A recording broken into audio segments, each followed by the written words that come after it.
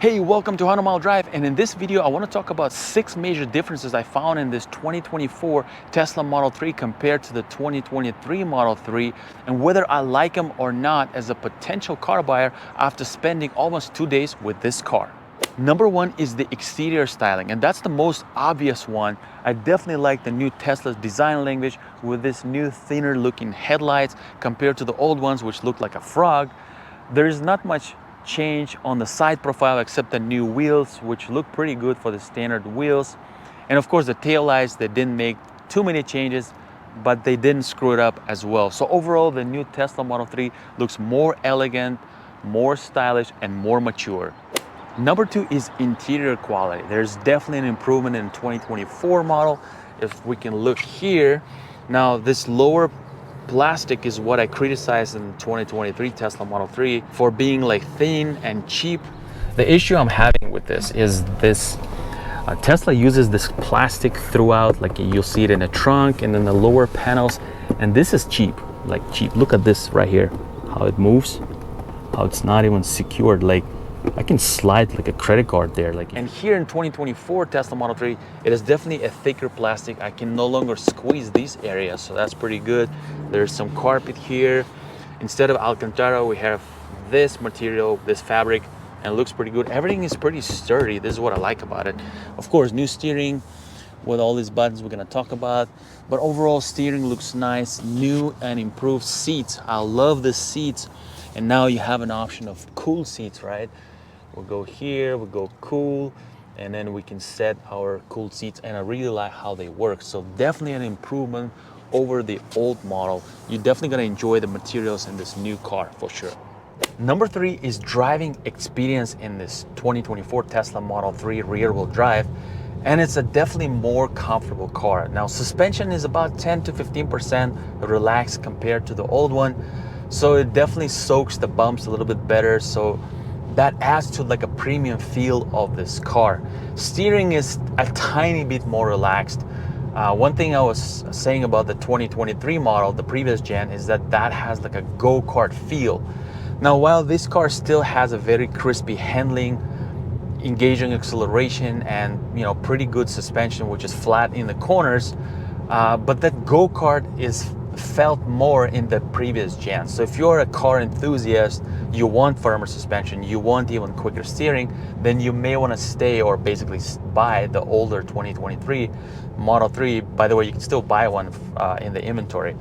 But otherwise, I personally would still prefer this one because I really like the blend of having still good performance in the car, but yet more elevated premium experience with better comfort.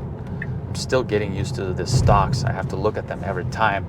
So overall, this car has a very pleasant driving experience, and I certainly like what they did here in 2024 Tesla Model 3. Number four, let's really talk about the experience of removing all the stalks for your transmission, your gear lever, and of course your other things like your turn signals, your windshield wipers, and of course the autopilot. Now, the first thing about the indicators, right, your blinkers. I spent almost 2 days with this car and I'm still yet to get used to this. While it does work, but I'm still like in my brain, have to look at it every time. So I'm sure if you spend more time with it, you'll get used to it. But do I find it really annoying? Answer is no. You can totally get used to this. It actually kind of exceeded my expectation from what I thought. But do I miss the stalks? Absolutely, I do. Now, on this side, let's say you have your camera, right? You can see all the cameras, this button, that's fine. The autopilot for some reason doesn't work here. I cannot use it right now, but instead of the autopilot, it is the same function here, like the voice command pops up. I don't know why that happens for the autopilot.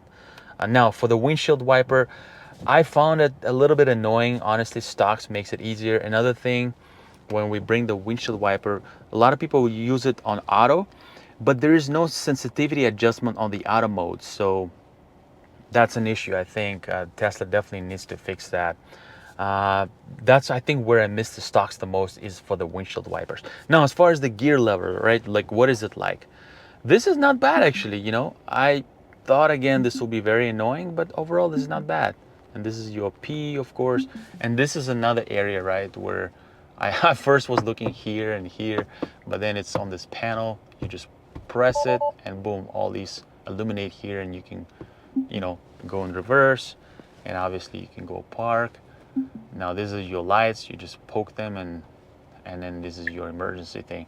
So it's not bad overall. Now, do I miss the stocks again? Yes, absolutely. I think, you know, Elon Musk following this agenda, I guess, that he has, that the best part is no part, and he has a vision for Tesla for this to, you know, go towards autonomous driving. So he doesn't want all these extra elements here in the car, and that's why, you know, everyone asking for head-up display for Model 3, right? But I don't think that's coming, because I don't think that is in Tesla's vision.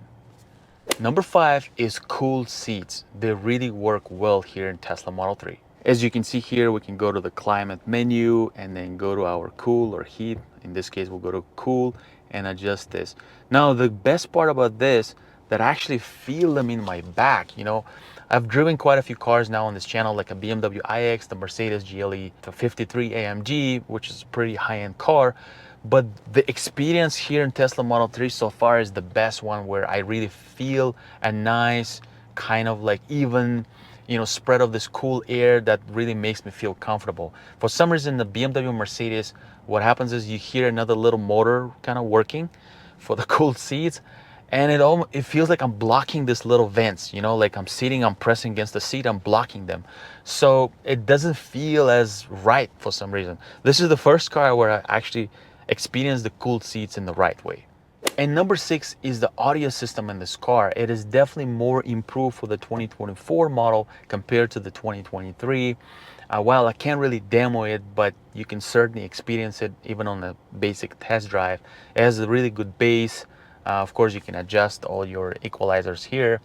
So overall, the surround system is good, and plus with improved sound insulation, the acoustics in this car is overall much better. So there you have it, guys. 6 things that I found completely different in this 2024 Tesla Model 3 compared to the old one. Now, while some of the things are missing, like stocks, but I honestly thought they'll be a lot more annoying not to have those.